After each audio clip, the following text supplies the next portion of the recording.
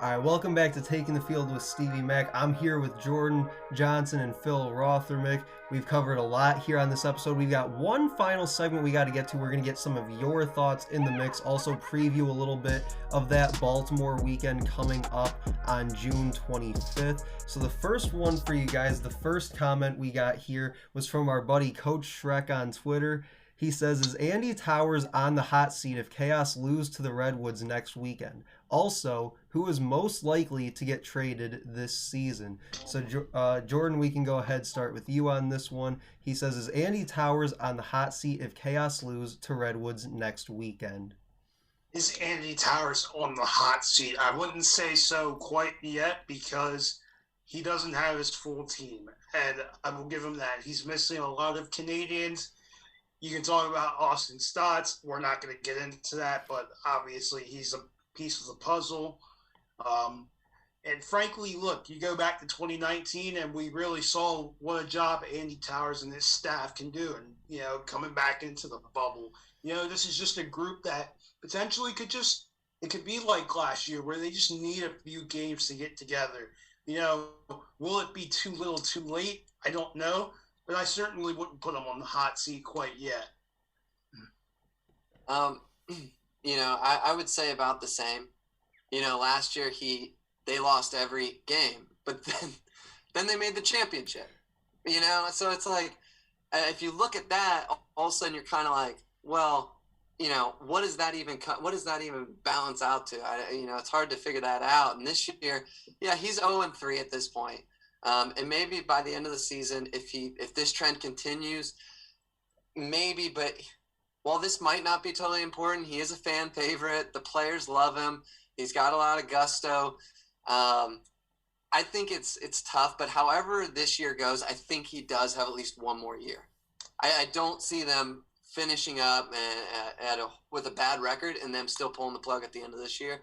I think he's got another shot next year. And at that point in time, I think it will be a do or die. But, I don't know about this year. I think he's safe until next year. Yeah, absolutely. And I think just to get my thoughts real quick on Shrek's question here, is he? I don't think so, because you guys kind of touched on it. He won the regular season championship 2019. He did go 0-4 last year, but was able to make the championship. So you figure he's got the regular season championship. He's got a championship game appearance.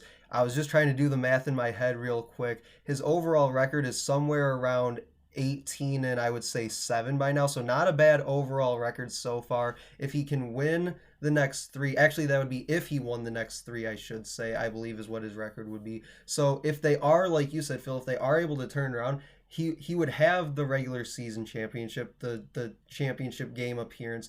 And he'd also have a pretty solid overall record, too, despite going 0-4 during the pool play of 2020. So is he on the hot seat? Not necessarily. If they don't win a lot of games this year and they continue the slide that they're on, then maybe you go into 22 saying he could be, depending on how the year starts for them. If they go 0-3 to start next year, then yeah, I think you can really start to have that conversation.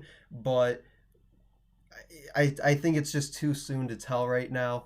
And then real quickly to get to his part 2 of his comment is, who is the most likely to get traded this season? And if we want to go more specifically, we could say, who do you think is the first person to get traded this season?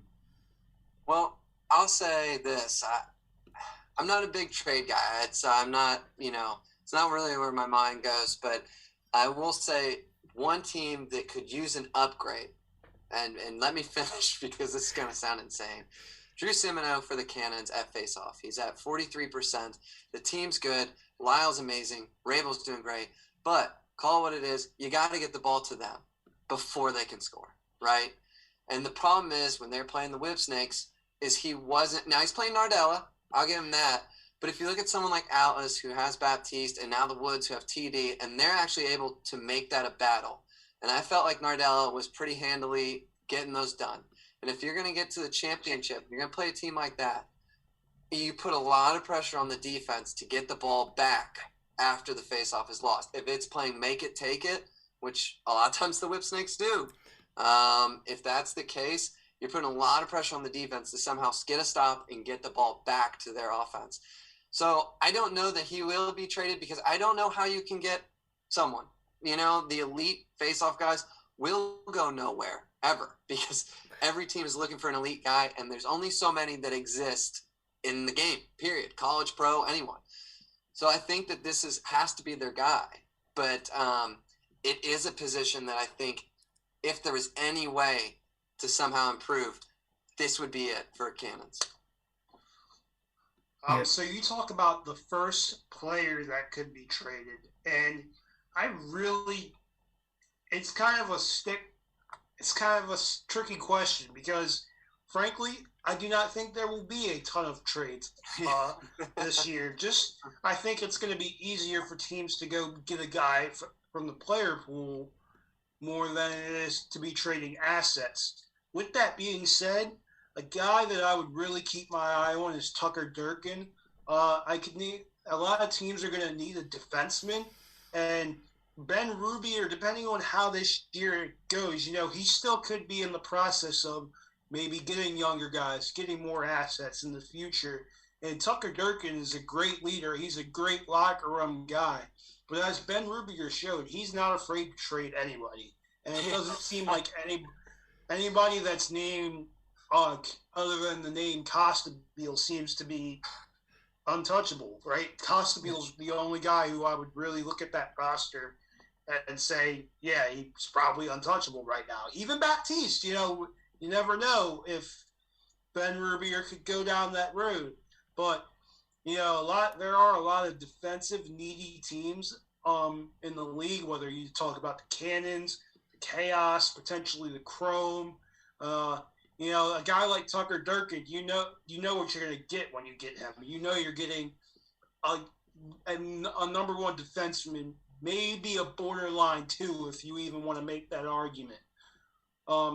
So you're getting one of the best defenders in the game, and you're getting a great locker room guy. So for a team to go say, hey, if we have to trade assets, you know what you're getting in a guy like Tucker Durkin, who can come in and be an immediate help to a team. So he would be somebody that even if the Cannons are, say, hanging around 500, he would be a guy that I would just kind of keep my eye out on possibly being traded, because I do think somebody could pick up the phone and have an enticing offer that Ben Rubier would really have to take a look at.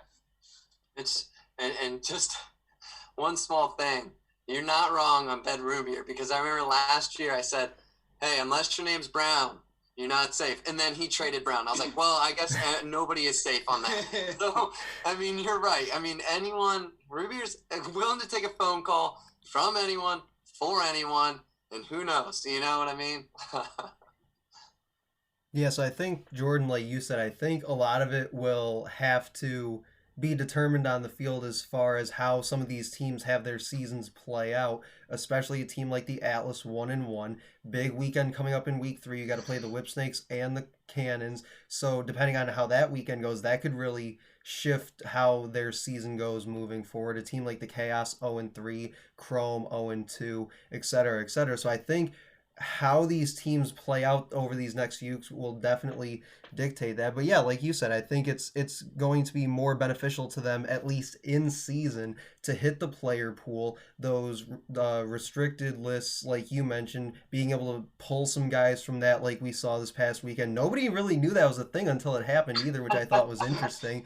But apparently that's kind of out there for these teams now to take advantage of too. So I think, like you said, more in season, if we're talking trades, probably not going to see too many happen, at least not too many big ones that'll happen.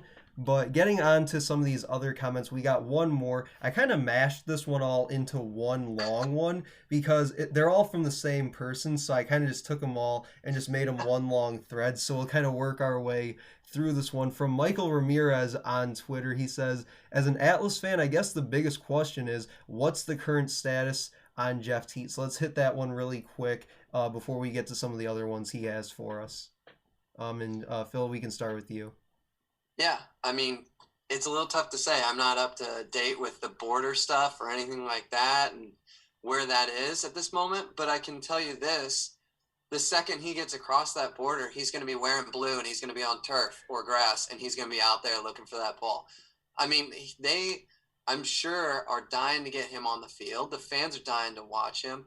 So in terms of real life, where he is in terms of getting there, I'm not sure. I'm not up to date on the borders. All I know is once he does get across, I mean, chin straps on, cleats are on, he is out there. Yeah, right there with you. I'm not exactly sure what the border situation is. I think in his case it may be more of a visa thing because don't forget he was at Cornell during the spring and U.S. lacrosse.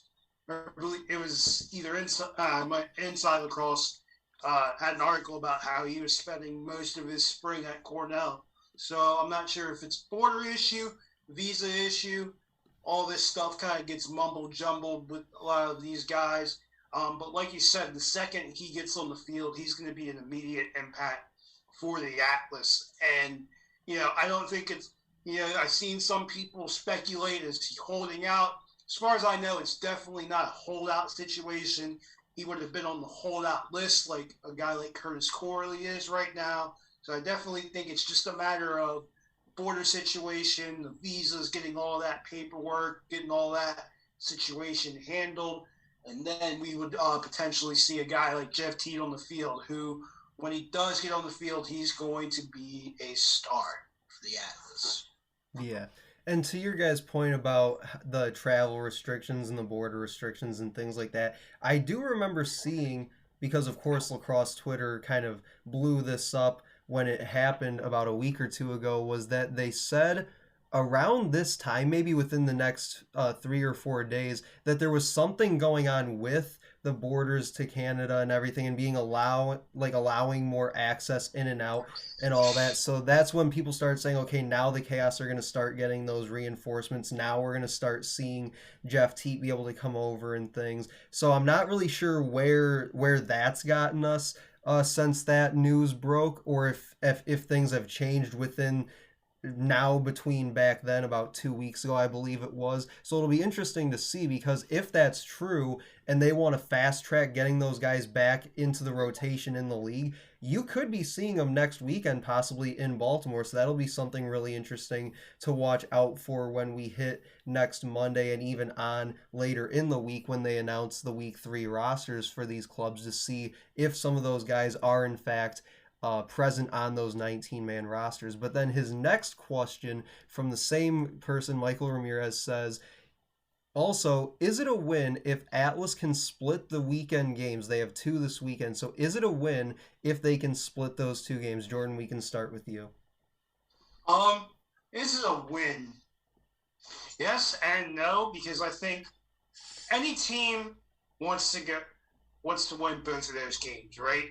Yeah. This is a competitive league. So, and I don't think the boys are going for moral victories. So I think, a win to them is winning both games. With that being said, knowing how good these teams are, I don't think Ben Rubier is going to have his head down if they go 1-1.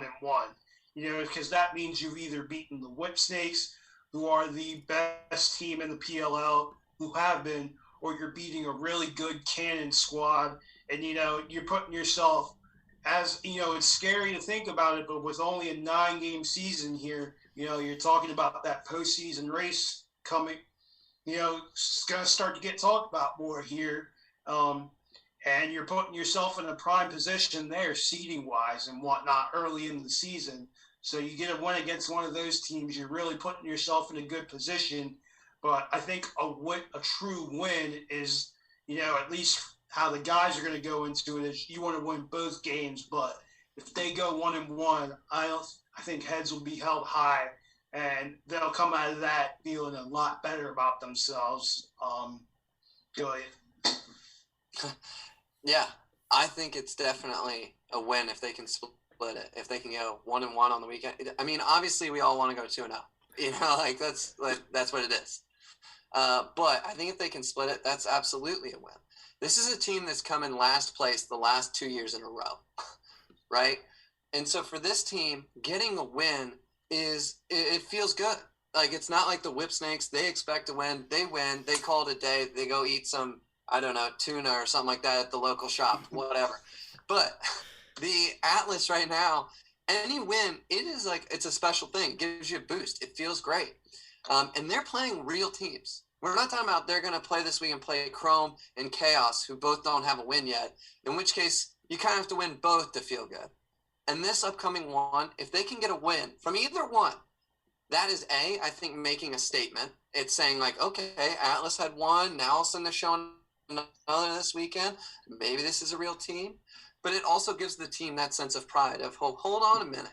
Like, the Bulls are starting to run, baby. So hang on. You know what I'm saying? So I think if they can go 1-1, it's going to feel great. And if they can take down the Whips, they take down the Whips. I mean, lacrosse Twitter, lacrosse world will crumble. Our sticks will disintegrate because nobody will see it coming. But damn, would that be awesome just for the sake of the sake of what would happen afterwards. But anyhow, I can't wait to see what the money line's going to be. If I were a betting person, depending on what that money line is, I'll call it right here. I might sneak. If I were a betting person, because in Maryland the laws are still sticky. If I were a betting person, I may take the Atlas cover, depending on what that is. If it's within 4 goals, I would take it. Just put a buck down. Why not? I'm not a betting advisor. Bet at your own risk. I'm not responsible for any bad bets. But if that spread is within 4, I would bet the Atlas on that. So keep an eye out. Yeah, I think the Atlas are a good team, and we'll find out. Are they clicking, or is that just a win they happen to get? But either way, they get 1-1 on the weekend. The Atlas fans and the Atlas team should be happy. Yeah, and real quick before we move on, I actually have I have 2 more questions I want to get to you guys, but I want to answer Michael's final question here that you guys just wrapped up for me real quick. As an Atlas fan, I think, which Michael obviously is, he's an Atlas fan as well, but I think for me, going 1-1, like you guys said, as long as in the loss they don't perform poorly, if they can make it a close game and make it interesting to watch and make it enjoyable, not like the game we saw 2 weeks ago against Archers, if they can do that and at least go 1-1 but make it look good while doing it, I'll be more than happy with that, knowing that they still have 5-6 games left, whatever it is, going forward. Because 2-2, when you look at a team like the Chrome or the Chaos, wouldn't be the worst thing in the world if you were 2-2 in your first 3 weeks of the season. But for me, I think, and I've talked about this a lot on the past couple episodes now, is just seeing that continued improvement, fixing things from week to week, and saying, hey, we didn't do so good at this last week, let's work on that and be better at it this week. And I think you saw that even more so than I could have really expected in that game against the Redwoods, is that they came out, they played hard, they played focused, and you really saw that chemistry starting to build a little bit. So I think going into week 3, playing these 2 very tough opponents in the Whipsnakes and the Cannons, that's going to be especially important. Is how do they execute? Do they win ground balls? How are they going to do at the face-off stripe against guys like Nardella? And how do they play together? How's the chemistry look? So that's things that I'm going to be looking for, especially after the way they looked in week 1, is just show me that constant improvement is really what I'm looking for the rest of the way. But now I've got 2 more questions that I want to get to really quick before we wrap up. I know I said that I wanted to push this question into this last segment about Paul Rabel and Rob Pennell specifically, because Phil, you touched on that back in segment 1. But for me, it's right now, these are 2 of the top 5 point scorers in the league. Pennell's number 1 with 13. Rabel's tied for 5th with 9. Is this something that we can expect to see from them the rest of the way, or is this them just getting off to a hot start and maybe they'll cool off as the season progresses? Phil, we can start with you. Yeah. I think, like any player, usually there will be a down point. There might be a game where one of them doesn't get a goal or an assist, something like that. But these guys are playing out of their minds. They're in a great system that fits for them. So I think even if they have a down game or 2, I think they will bounce back and they'll keep going. I think they're strong players. What's amazing to me is last year with Rabel, We saw him making bad passes, poor shot decisions. It's just like little mental things that were keeping him from excelling, keeping his team from kind of excelling, things like that. Those things aren't showing up this year. He is attacking that goal at every time he can. He's attacking. He's getting a shot off, or he's attacking and passing it, or something along those lines. And it has been like he is really revigorated. Like he's alive. He's back to what he was. And Pinnell, on the other hand, he's in a different system where you have Jules coming in from the box. I think maybe Jules coming in from the box has really, really helped his game because defenses have to honor that. They have to come out.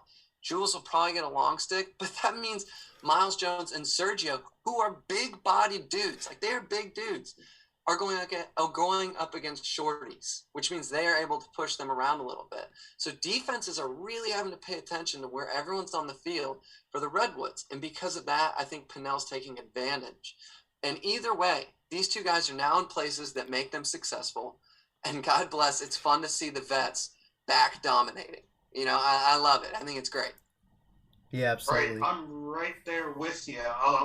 You talked about their systems are set up for them to succeed, right? You talk about the Redwoods and Rob Pinnell. You finally have him in a position where he is able to be his best as a feeder.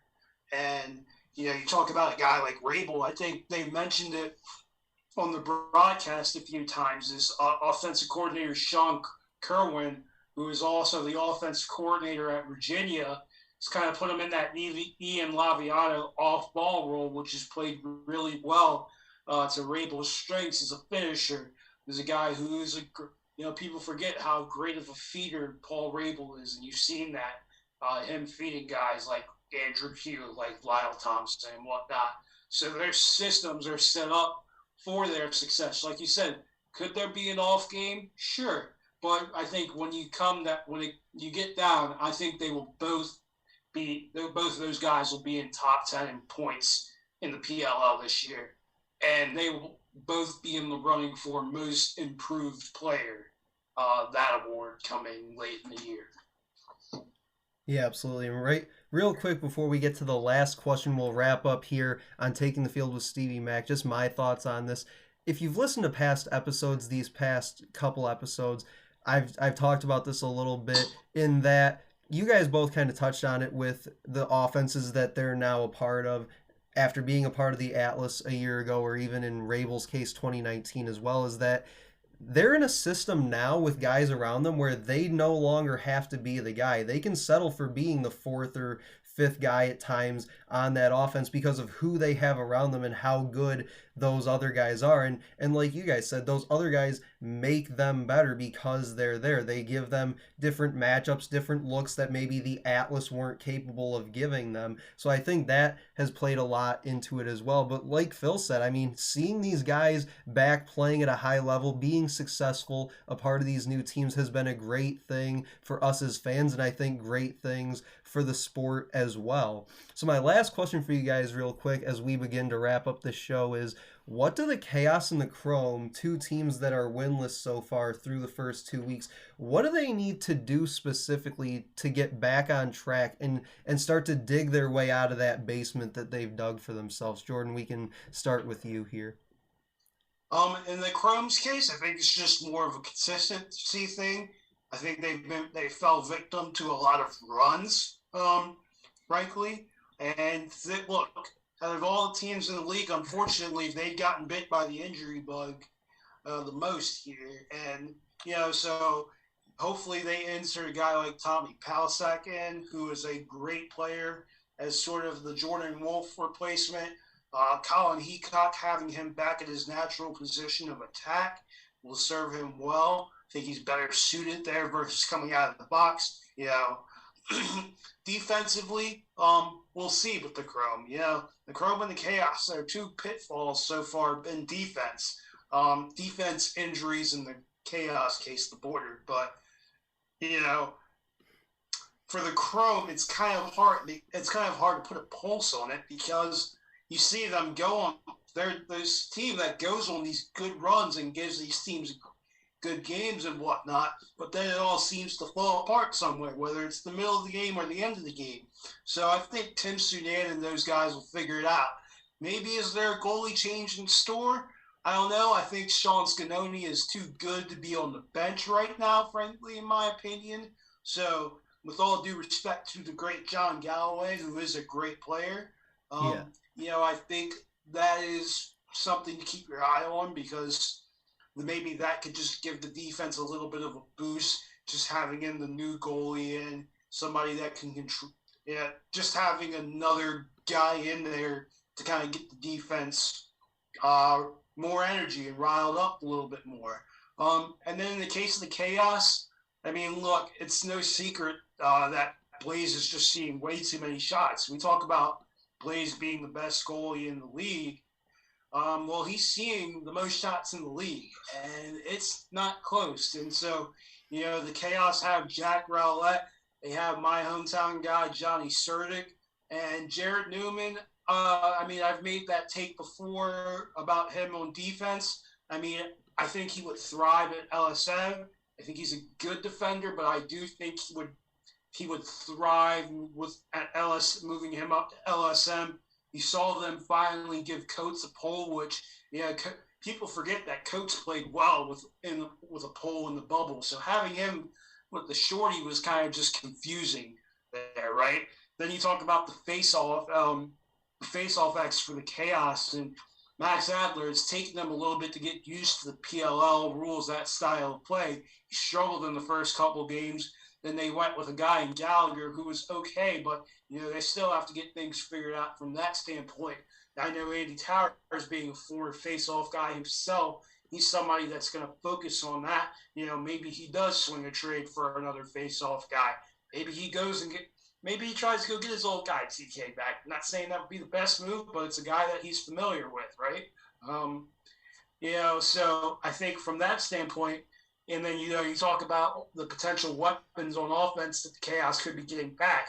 That could be their key to be getting better. But I definitely think here sooner they're going to have to address the face-off position, which I still think is odd because if Max Adler gets into his own, he was the best face-off man in the MLL the last 2 years. And if they give him a chance to get back in there and kind of just get used to those rules, granted, he hasn't played great. And in this league, especially with all these players who are sitting at home right now, the leashes are going to be shorter now. And so, but if Max Adler somehow finds his way back into the lineup, starts having some success, just watch out for Chaos. Yeah, absolutely. Phil, what do you got? Yeah. For the Chrome, there's a lot of agreement, right here between me and Jordan as I was listening. But the Chrome, I think they're a good team, but for some reason, one of the things I mentioned for them early before the season started is stay the course because they lost in the tournament last year, but they really picked up during the season. They were doing a lot of good things and doing them right. And this year, it's like they're things like missing. It's like the gears are kind of stuck. Like they're kind of going, but we just can't get it moving. And I know there's injuries. I understand that. But you picked up Tommy Palisak, I think, which, by the way, I coached his little brother. Not a big deal.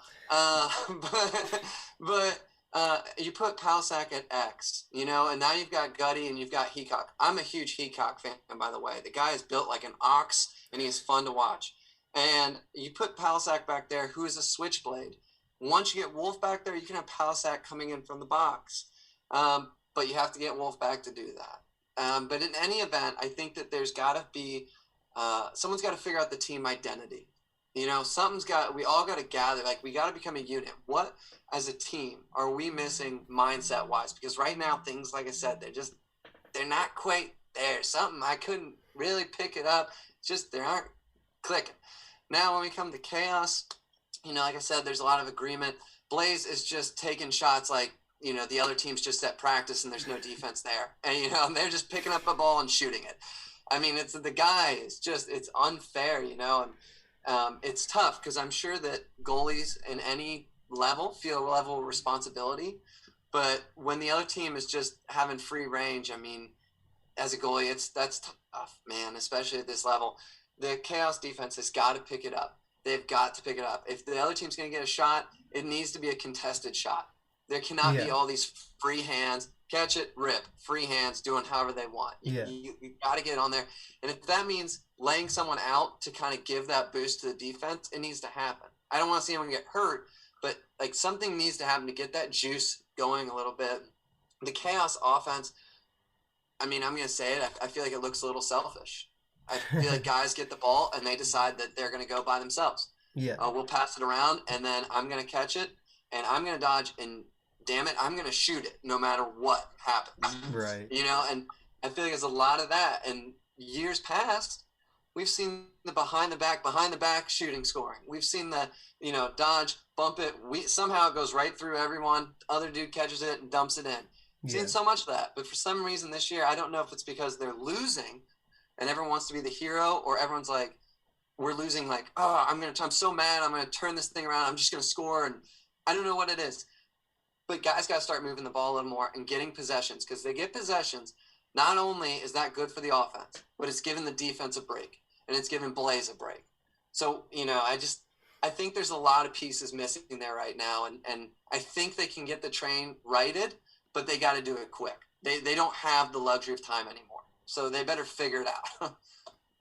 Yeah, so real quick, I'll get my thoughts real quick, and then we'll wrap this thing up. We've covered a lot here over this episode. We're 3 segments deep. Probably one of the longer episodes we've ever done here on Taking the Field with Stevie Mac. But again, a lot of content, a lot of great discussion. So I'm all about it. I'll never be mad about that. But just my thoughts real quick on this question that I had for you guys about what the Chaos and the Chrome need to do to sort of get out of the basement of these PLL standings. They're combined 0 for 5 through the second week of the season. Just, you guys touched on it a lot. The turnovers killing both these teams. They're both averaging about 19 turnovers a game. And I believe the Chaos are about 10 shots on goal overall under their turnover total. So obviously the shots to turnovers is way on the wrong side of where it needs to be for them. And the Chrome too, they're about 19 turnovers a game as well. So when they have the ball, they're not making the most of their opportunities to do something with it. And Jordan, you talked about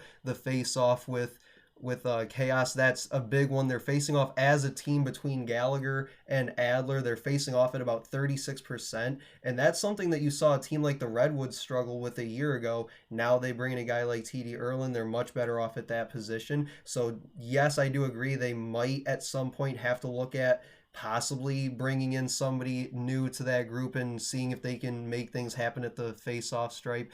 But really for them, I think for both teams, it's just being more consistent when you have the ball on offense, not turning it over as much as what you're doing. Because if you don't have the ball offensively, you're never going to score. And right now, the Chaos look like they're having trouble scoring the ball, except for that game last Friday where they had 3 of the 5, I believe it was, 2-pointers.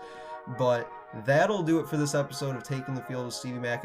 Again, we covered a ton of stuff, whether it's the Atlas, the Redwoods, the Archers, Chaos, Chrome, whatever it is, we covered it all for you here on this episode. So Jordan, Phil, thank you guys so much again for taking the time to meet up with me and knock out this episode. Thanks, brother. Appreciate it. Thanks, dude. Appreciate it. So just so you guys know, you can always check out past episodes of the podcast on YouTube, Spotify, Anchor, Google, Apple Podcasts, basically anywhere you get your podcasts, you can find us at, and we'll have to get you guys both on here soon again to have another great discussion. But that'll do it for us. We'll talk to you guys later.